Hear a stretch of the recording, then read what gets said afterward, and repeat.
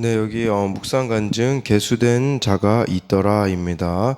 유교 집안의 장손으로 태어난 저는 30살에 하나님을 알게 되었습니다. 그리고 저와 마찬가지로 당대 신앙인 아내를 만나 결혼했습니다.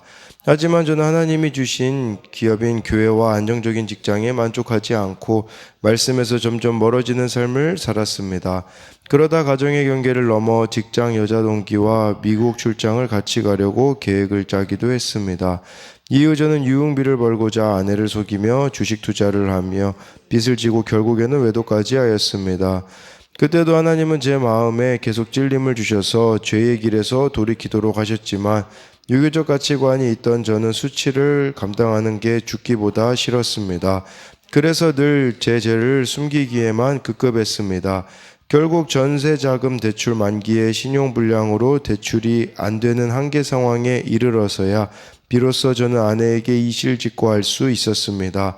그리고 여호와 앞에 다른 불을 들이다가 죽은 나답과 아비후처럼 이제 내 죄가가 다 드러났으니 이혼을 당하고 망하게 되리라 생각했습니다. 하지만 아내는 이혼을 요구하는 대신 교회 공동체에 이 사실을 알렸고 소그룹체들이 즉시 달려와 기도해 주었습니다. 이후 저는 공동체의 관심 속에 말씀으로 양육을 받으면서 제가 100% 죄인임을 깨닫게 되었습니다.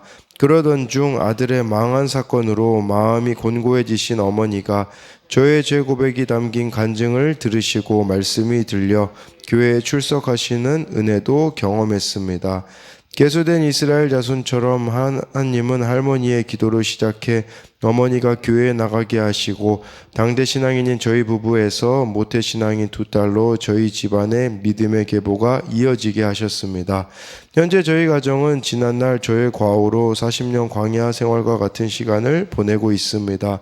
그럼에도 날마다 주시는 구속사의 말씀으로 나의 옛사람은 죽고 새 사람이 되어 가나안 땅에 들어갈 수 있기를 원합니다. 적용하기입니다. 아내에게 공인인증서를 맡기고 매달 월급 명세서를 보여주겠습니다.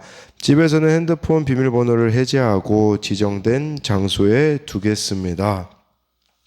네, 여기 이렇게 죄악된 가운데 있었는데 마음에 찔림을 주셔서 돌이켜야 되는데 수치 감당하는 게 죽기보다 싫었다라고 숨기다가 결국 한계 상황이 돼서야 이실직고할 수 있었다라고 이렇게 하면서 이렇게 아내한테 이야기했을 때 당연히 이혼 당할 거라고 생각을 했는데 오히려 이것을 통해서 또 어머니가 나오게 되어지시고 물론 지금은 40년 광야 생활과 같은 시간을 보내고 있지만 이제 오히려 그것이 이분의 또 겸손한 환경이 되었다라는 부분을 볼 수 있습니다.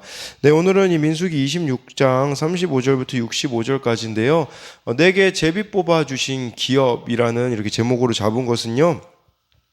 가나안 땅에 들어가서는요, 자기가 원하는 곳을 이렇게 기업으로 가질 수 있는 게 아니라 제비를 뽑는다는 것은 하나님의 주권을 신뢰한다라는 거거든요. 저와 여러분들에게도 하나님이 주신 기업과 같은 곳이 있어요. 가정도 될 수가 있겠고 공동체도 되어질 수 있겠고, 그런데 문제는 이거는 나에게 맞지 않는다라고 우리가 바꿔버리고 싶어하는 부분들이 있지 않습니까? 그러나 하나님이 허락하신 거라는 것을 저와 여러분들이 잊어서는 안 된다라는 것입니다.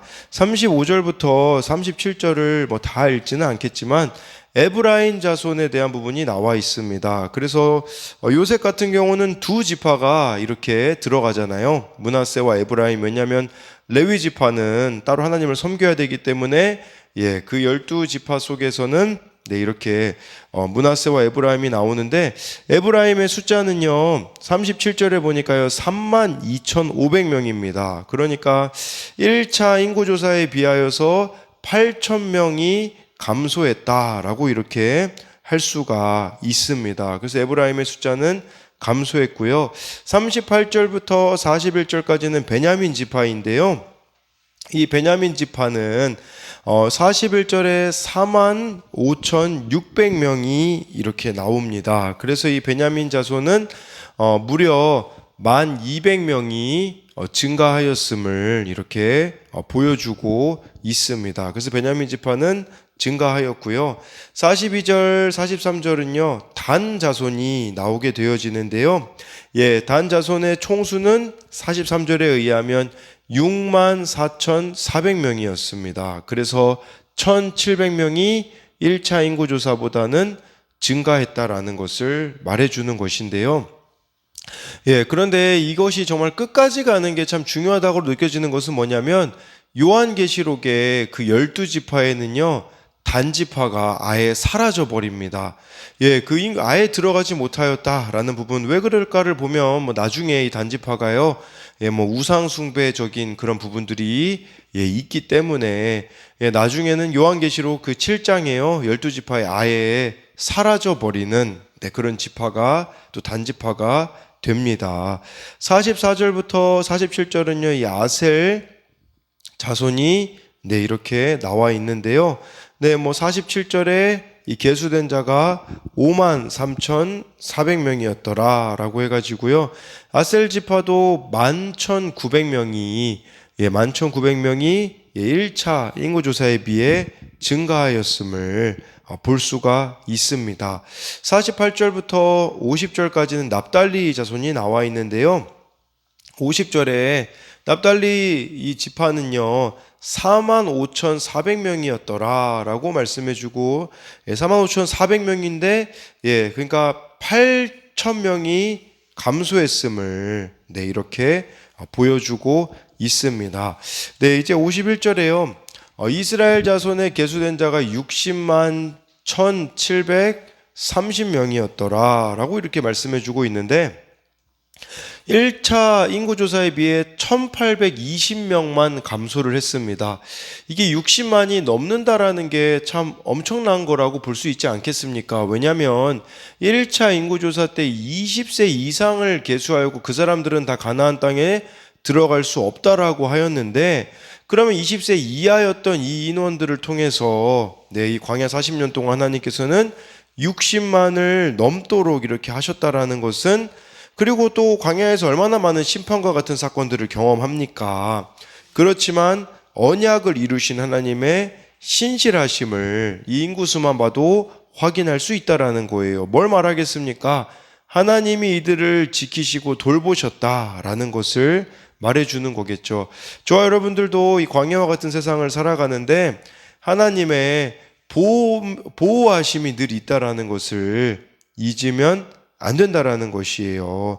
하나님이 죄를 징계하시면 아무것도 남지 않을 것 같지만 이렇게 남은 게 많다라는 것을 아셔야 됩니다. 이스라엘 백성들 얼마나 많은 징계들을 당했습니까? 막 연병에 죽은 사람들도 엄청 많았었죠. 그렇지만 남은 게 있다라는 것은 저 여러분들도 마찬가지지 않겠습니까? 우리가 회개하면 여전히 남은 것들이 있음을 말씀해주고 있습니다. 그래서 이것에 대한 적용은요, 광야와 같은 내 삶도 주님이 돌보고 계심을 믿습니까? 이 인구가 이렇게 그래도 60만 이상이 유지된 것처럼요, 나는 교회 공동체 안에서 위로와 격려를 잘 주고받으며 힘을 공급받고 있습니까? 또 한 가지는 죄로 인해 다 끊어진 것 같았는데 돌이켜보니 하나님께서 지켜주시고 채워주셨다고 고백하게 된 것은 무엇입니까?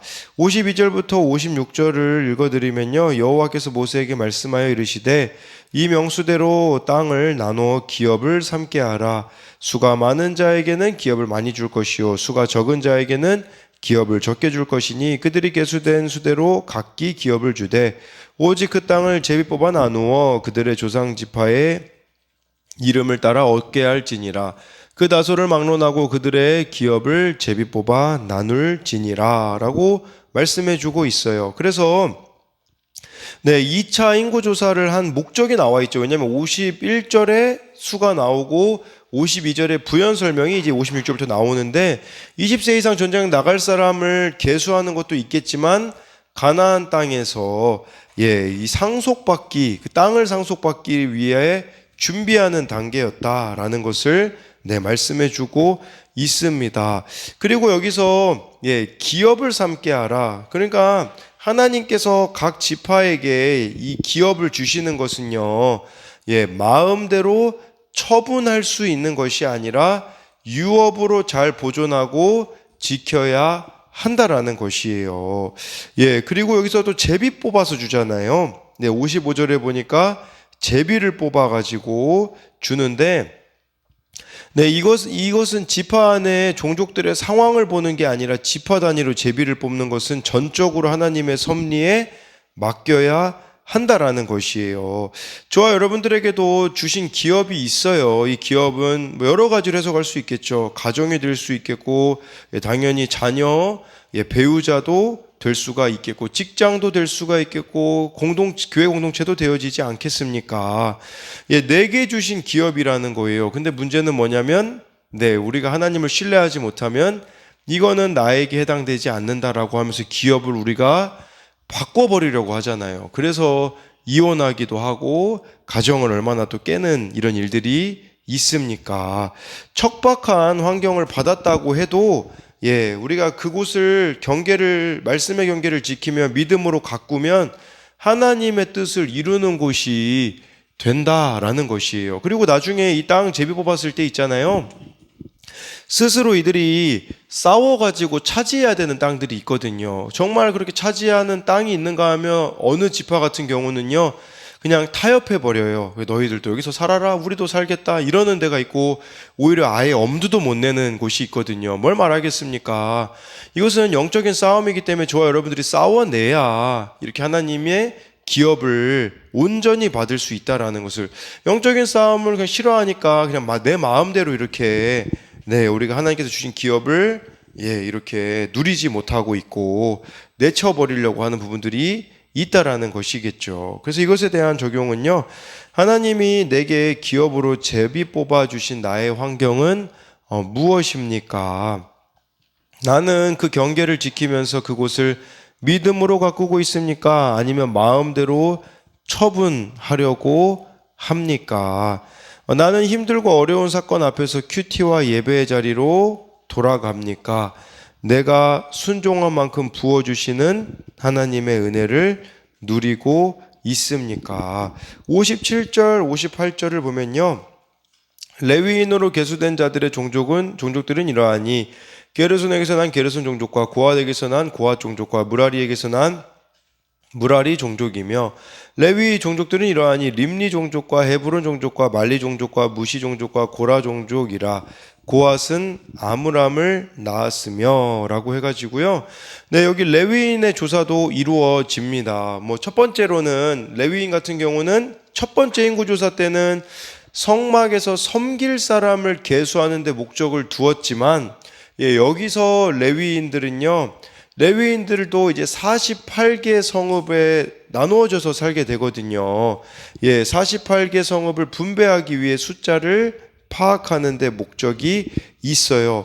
그런데 58절 마지막에 고핫은 아므람을 낳았으며, 좀 이어서 보시면요, 59절에 아므람의 처의 이름은 요게벳이니 레위의 딸이요 애굽에서 레위에게서 난 자라. 그가 아므람에게서 아론과 모세와 그의 누이 미리암을 낳았고 라고 해서요, 굳이 언급이 안 되어도 될 것 같은데 언급이 되어 있는 게 뭐냐면 모세의 아버지와 어머니가 나와 있어요. 그런데 여러분, 이 계보에 올라갈 때 좀 뭔가 화려하면 얼마나 좋겠습니까? 근데 이 계보가요, 사실 수치스러운 계보예요. 왜 그러냐면 여기 모세의 아버지 아므람, 모세의 어머니 요게벳은요, 이 요게벳이 고모였어요. 고모. 그러니까 아므람 그 고모였던 이렇게 근친상간이었죠. 물론 이 당시에는 그 말씀이, 레위기 말씀이 주어지기 전이었기 때문에 이런 법이 존재하진 않았으나, 사실 이거 모세가 지도자 이치이고 하나님이 주신 영감으로 이 성경을 썼다고 하면 이런 내용 좀 빼고 싶지 않았겠습니까? 그러나 이런 것들을 다 이렇게 드러내는 것은 뭘 말하는 거겠어요? 모세 스스로가 자신의 또 죄인됨을 드러내는 것이 아니겠습니까?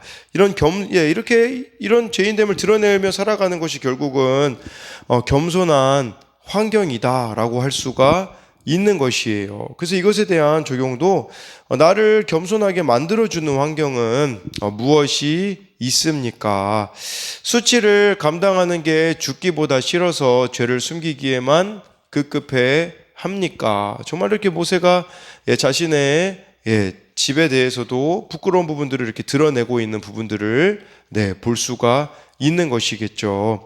60절, 61절은요. 아론에게서는 나답과 아비후와 엘르아살과 이다말이 났더니 나답과 아비후는 다른 불을 여호와 앞에 들이다가 죽었더라라고 이렇게 말씀해주고 있습니다. 그래서 아론의 그 대제사장 아론의 집안에 있었던 불행한 사건이 여기 다시 언급이 되는 것이죠. 그래서 나답과 아비후가 다른 불을 들이다가 죽었던 사건을 언급하고 있는데, 사실 이것도 아론에게 있어서는요, 그 아론과 그 후손에게 있어서는 참 부끄러운 사건이 아니었겠습니까? 그러나 그러한 것들을 다 드러내고 있는, 모세는 모세로서의 부끄러움을 드러내고 아론은 아론으로서의 부끄러움을 드러내고 있는 이런 모습이 나타나 있다라고 할 수가 있습니다. 62절에요. 1개월 이상으로 계수된 레위인의 모든 남자는 2만 3천 명이었더라. 그들은 이스라엘 자손 중 계수에 들지 아니하였으니 이는 이스라엘 자손 중에서 그들에게 준 기업이 없음이었더라 라고 해가지고요. 레위인의 이 모든 남자가 2만 3천 명이었습니다. 1차 인구조사에 비해서 1,000명이 증가하였습니다. 그래서 이들은 나중에 12지파 땅 안에 총 48개 성읍을 유업으로 받게 되어집니다. 마지막으로 63절부터 65절까지를 보면요. 이는 모세와 제사장 엘르아살이 계수한 자라. 그들이 여리고 맞은편 요단가 모압 평지에서 이스라엘 자손을 계수한 중에는 모세와 제사장 아론이 시내 광야에서 계수한 이스라엘 자손은 한 사람도 들지 못하였으니 이는 여호와께서 그들에게 대하여 말씀하시기를 그들이 반드시 광야에서 죽으리라 하셨음이라. 이러므로 여분네의 아들 갈렙과 눈의 아들 여호수아 외에는 한 사람도 남지 아니하였더라 라고 말씀해주고 있어요. 두 번째 인구조사가 이루어졌던 곳은요, 여리고 맞은편 요단가 모압 평지였습니다. 그렇게 가나안 땅을 코앞에 두고서 발람과 모압 여인의 꿰매 빠져 우상 숭배를 했던 장소이자 심판으로 2만 4천 명이 죽음을 맞이한 슬픔의 장소입니다. 동시에 이렇게 이곳은 여리고성이 가까이 있는 곳을 알림으로써 이제는 가나안 땅을 차지하게 될 날이 가까이 왔음을 말씀해주고 있습니다. 그러나 여기서 64절에 이전 세대들은 한 사람도 들어가지 못했지만 두 사람은 들어갔다. 그들이 누구냐면 65절에 보니까 여호수아와 갈렙만이 1세대 중에서는 약속의 땅을 들어갔음을 말씀해주고 있는 것입니다. 그래서 이것에 대한 적용 질문도요. 나는 광야에서 죽어간 지난 세대로 살고 있습니까? 아니면 믿음으로 날마다 새로워져 가나안으로 들어갈 새로운 세대로 살고 있습니까? 또 한 가지는 하나님이 내게 맡기신 직분을 두렵고 떨리는 마음으로 감당합니까? 저와 여러분들에게 하나님께서 주신 기업이 있습니다. 그 기업 가운데 하나님이 주셨다라는 것을 믿어야 한다라는 것이에요. 그런데 가정에 대해서도 여러 가지 측면에 있어서도요, 나는 피해자라고만 생각을 한다면 이게 하나님이 주신 기업이라고 절대 인식할 수 없습니다. 저희와 저 여러분들이 필요한 것은 죄인임을 인식할 때에 정말 우리에게 주신 그 기업이 하나님이 주신 것임을, 또 나를 겸손한 사람이 어디 있습니까? 겸손한 환경밖에 없습니다. 그 겸손한 환경 가운데 저와 여러분들이 말씀의 경계를 지켜갈 때에 하나님의 약속이 저와 여러분들의 삶 가운데 이루어지기를 소망합니다.